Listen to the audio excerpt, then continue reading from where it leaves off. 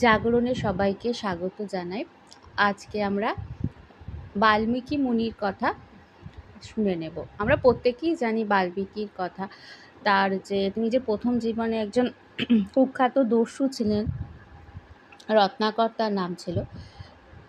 সেই রত্নাকর থেকে তিনি বাল্মীকি কিভাবে হয়ে উঠেছেন আমরা প্রত্যেকেই জানি। তবু আর একবার পাঠ করছি। রামায়ণে বাল্মীকি ঋষির গল্প শুধু কোনো কাহিনী নয়, অত্যন্ত আশ্চর্যজনক একটি ঘটনা। মনে কত রকম প্রশ্ন ওঠে। ভগবান রাম নিজের জীবনই লেখানোর জন্য শেষে একজন কুখ্যাত দস্যুকে বেছে নিলেন, কিন্তু এই সংসারে সবাই সবার দোষ দেখতেই বেশি পছন্দ করে। তাহলে রত্নাকর দস্যুকে কেন এতটা দয়া করা হলো? ভগবান কি তবে নিরপেক্ষ নন, সমদর্শী নন, কাউকে কাউকে বেশি ভালোবাসেন? সমদর্শী নাম হ্যায় তিহারো। সুরদাসজির এই ভজনটি আমরা অনেকবারই শুনেছি, আমরা মোটামুটি অনেকেই জানি।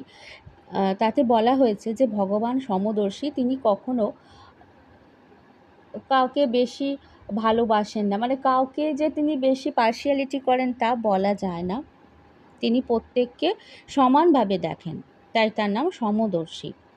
কিন্তু দস্যু রত্নাকরের এই ঘটনাটা যখন পড়ি তখন মনে হয় যে সুরদাসজি যতই বলুন না কেন ভগবান কাউকে কাউকে বেশি ভালোবাসেন। এখানে রত্নাকর কিন্তু কোনো ভক্ত ছিল না যে তাকে ভগবান ভক্ত বলে দয়া করেছেন। তাহলে রত্নাকর দস্যুর এমন কি ছিল যে ভগবান তাকে এতটা দয়া করলেন, তাকে তার জীবনটাই পরিবর্তন করে ফেললেন। অনেকে বলেন তিনি চাবন মুনির পুত্র ছিলেন।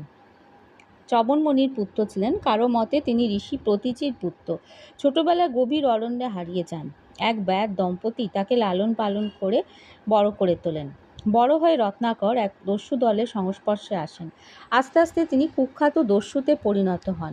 নিরীহ পর্যটকদের হত্যা করে তাদের সব সম্পত্তি নিয়ে নিতেন। এইভাবে নিজের পিতা মাতার স্ত্রী পরিবারের ভরণ পোষণ করতেন। তাই নারায়ণ যখন নারদ এবং ব্রহ্মদেবকে বললেন যে রত্নাকরের চোখ খুলে দেওয়ার জন্য, তাকে যথার্থ জ্ঞান দেওয়ার জন্য, তখন আমাদের মতো তারাও হয়তো ভয় পেয়েছিলেন। কিন্তু নারায়ণের কথা শুনতেই হবে, কিচ্ছু করার নেই। তাই দুজনে নিরীহ পথিকের ছদ্মবেশে এসে উপস্থিত হলেন দস্যু রত্নাকরের আড্ডায়।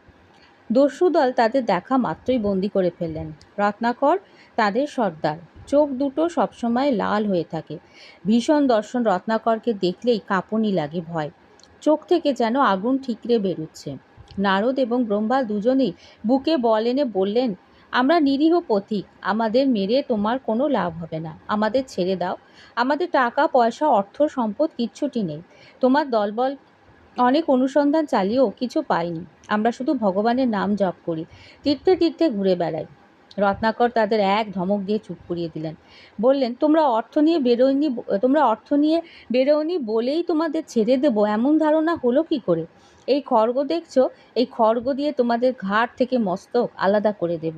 কতজনকে যে এই খড়গ দিয়ে কেটেছি। নারদ এবং ব্রহ্মা ভাবলেন নারায়ণের জেদের কারণে আজ তারা ভীষণ বিপদে পড়ে গেলেন। নেহাত তারা অমরত্ব পেয়েছেন, না হলে তো আজকেই মরতে হতো। এই দস্যু সর্দারের জ্ঞানচক্ষু খোলা অসম্ভব, দেখলেই ভয় লাগে। কি আর বলা যাবে, কথা বলবো আর কি, তবু চেষ্টা তো করতে হবে।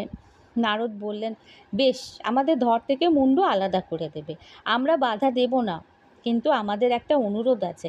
মৃত্যুপথ যাত্রীদের শেষ অনুরোধ রাখতে হয়, রাখবে কি না বলো?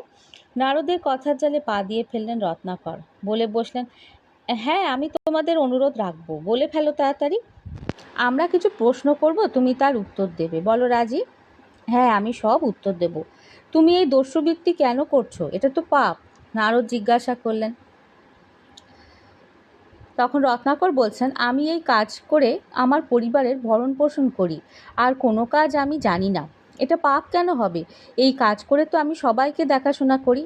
আমার এই দলবল, আমার পালক পিতা মাতা স্ত্রী পুত্র, এদের আমি খুব ভালোবাসি। এদের দেখাশোনার জন্য তো অর্থ চাই। আমি আর আমার পরিবার দলবল সবাই ভালো আছি, সুখে আছি। বাকি সকলে মরল কি বাঁচলো, আমার কি তাতে? মানছি তোমার কথা, কিন্তু তুমি যেভাবে অর্থ উপার্জন করছো সেটা অনেক বড় পাপ। নিরীহ পথিককে হত্যা করে তার সব সম্পত্তি অর্থ কেড়ে নিচ্ছ। সেই হতভাগ্য মানুষটির অভিশাপ লাগবে। তারও তো ইচ্ছা ছিল বাঁচার, কিন্তু তাকে বাঁচতে দিলে না। তুমি দিনের পর দিন এই পাপ কাজ করছো। একবারও কি ভেবে দেখেছো যে কে তোমার এই পাপের ভাগিদার হবে? রত্নাকর হেসে বললেন, এই কথা? আমার পাপের ভাগিদার আমার দলবল হবে, আমার পিতা মাতা পরিবার হবে। তাদের জন্য আমি এত সব করছি, আর তারা এইটুকু করবে না আমার জন্য? বেশ, তুমি জিজ্ঞাসা করে দেখো তো ওরা তোমার করা খারাপ কাজের জন্য দায়ী হতে চায় কিনা, পাপের ভাগিদার হতে চায় তো? না হলে তোমার কিন্তু ভীষণ বিপদ হবে।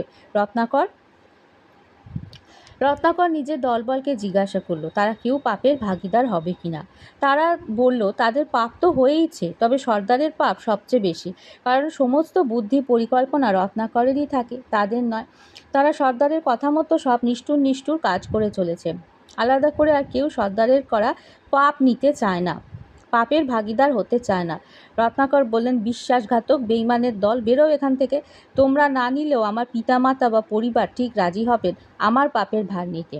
রত্নাকর নারদকে বললেন, এইখানে থাকো, আমি এক্ষুনি বাড়ি থেকে আসছি। বাড়িতে গিয়ে মা বাবাকে বললেন তারা কেউ তার করা পাপের ভাগিদার হতে চান কিনা।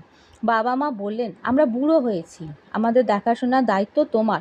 তুমি কিভাবে রোজগার করো তা নিয়ে আমাদের মাথা ঘামানোর কিছু নেই। তোমার পাপ তোমারই থাকবে, আমরা এই ভার নিতে পারবো না। স্ত্রীও একই কথা বললেন। স্বামীর কর্তব্য স্ত্রীর ভরণ পোষণ করা। স্বামী কিভাবে অর্থ উপার্জন করছেন তা দেখার দায়িত্ব স্ত্রীর নয়, কারণ স্ত্রীর দায়িত্ব সংসার গড়া। তাই রত্নাকরের করা খারাপ কাজের জন্য তার কোনো দায়িত্ব নেই। তিনি বলেননি যে এইভাবে মানুষকে হত্যা করে রোজগার করো।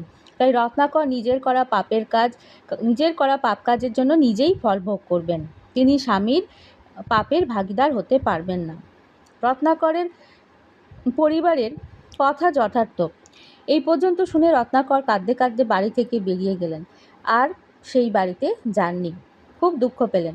তোমাদের সুখে রাখার জন্য আমি তো এত কিছু করলাম, কিন্তু তোমরা আমার করা পাপের ভার লঘু করতে পারলে না। রত্নাকরকে ফিরে আসতে দেখে নারদ আর ব্রহ্মা নিজেদের দিকে তাকালেন। মনে হয়েছে ওষুধ ধরেছে। রত্নাকর সব ডাকাত দলকে চলে যেতে বললেন। এই দুজন পথিককে এবার মুক্তি দিলেন। বললেন, তাকে আজ পর্যন্ত কেউ বলেননি যে তার করা পাপের জন্য তাকে একাই ফল ভুগতে হবে। প্রিয়জনেরা কেউ তার পাপের ভার লঘু করতে চায় না। নারদ এবং ব্রহ্মা তখন বললেন, রত্নাকর, তুমি সংসারের আসল সত্য জেনে গেছো। কেউ তোমাকে ভালোবাসে না। যদি বাঁচতো তাহলে তোমাকে একা ছেড়ে দিত না। এখন উপায় কি হবে? এখন তো একটাই উপায়, রাম নাম করো, তাহলে তুমি পাপ থেকে মুক্ত হবে। রত্নাকরকে রাম বলতে বললেও রত্নাকর রাম বলতে পারলেন না। বারবার তিনি মরা বলতে লাগলেন। রাম বলার চেষ্টা করছেন, কিন্তু রাম জিভ দিয়ে বেরুচ্ছে না, মুখ দিয়ে বেরুচ্ছে না, মরা মরা বলছেন। দিনের পর দিন তিনি খুন খারাপি করেছেন, কত পাপ কাজের মধ্যে থেকেছেন, অন্যকে খারাপ কথা বলেছেন। তিনি হঠাৎ কেমন করে রাম নাম বলবেন? জিভ থেকে ভগবানের নাম বেরুতে চাইল না। তখন নারদ এবং ব্রহ্মা বললেন, বেশ, তুমি মরা মরা বলেই জপ করো, মরাটাই একদিন রাম হবে। রত্নাকর তো সেই মরা মরা জপ করতে লাগলেন, আর এরা দুজন ফিরে আসলেন নিজেদের জায়গায়। তারপর তো বহু বছর কেটে গেছে। একদিন নারায়ণের কথা মতো দুজনেই দেখতে গেলেন রত্নাকরকে। সেই জায়গাটার আমূল পরিবর্তন হয়ে গেছে। সেই বনের মধ্যে কেউ নেই, কিন্তু রাম রাম হয়ে চলেছে। নারদ এবং ব্রহ্মা সেই ছদ্মবেশে চলেছেন, সেই পথচারী যে পথিকের ছদ্মবেশ তারা নিয়েছিলেন। একজন পথিকের সাথে দেখা হলো তাদের। সেই পথিক বললেন, এখানে সবসময় এমন নাম হয়, একটা উইডিপি থেকে এমন নাম আসে। তিনি ওই উইডিপিটা দেখিয়ে দিয়ে চলে গেলেন। নারদ দেখলেন যে ব্রহ্মা দেখছেন উইডিপি থেকে রাম নাম আসছে ভেসে, খুবই আশ্চর্যের ব্যাপার। নারদ এবার উইডিপি ভেঙে দেখলেন ভেতরে একজন ঋষি বসে বসে নাম জপ করে চলেছেন। তিনি রাম রাম বলছেন। রত্নাকরকে সেই যে তারা বসিয়ে দিয়ে গেছেন সেই থেকে তিনি ধ্যানেই আছেন, আর ওঠেননি। এখন তার কঙ্কালসার চেহারা। ঋষি এবার চোখ খুলে তাকালেন। চোখ দুটো থেকে অপার্থিব জ্যোতি আসছে।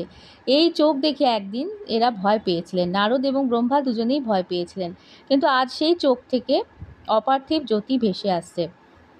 আজকে সেই দৃষ্টি তাদের শান্তি দিচ্ছে, কিন্তু একদিন সেই দৃষ্টি দেখে তারা ভয় পেয়েছিলেন। নারদ বললেন, উঠে এসো বাল্মীকি, আমাদের চিনতে পারছো? হাত জোর করে প্রণাম জানিয়ে বাল্মীকি বললেন, আমি তো রত্নাকর, আমাকে বাল্মীকি বলছেন কেন? রত্নাকর? সে তো কবেই মারা গেছে। তুমি এখন থেকে বাল্মীকি।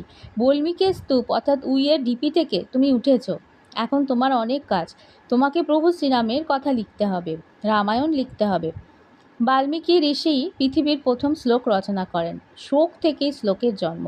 একবার আশ্রম থেকে বেরিয়ে তমসা নদীতে স্নান করতে যাওয়ার সময় ব্যাধের হাতে একজোড়া কৌঞ্চ সারস পাখিকে মরতে দেখে মনের দুঃখে বলে উঠেছিলেন, মা নিষাদু প্রতিষ্ঠাং তমগম শাশ্বতী সমা যৎ কৌঞ্চ মিথ না দিকমবধি কামমহিতম।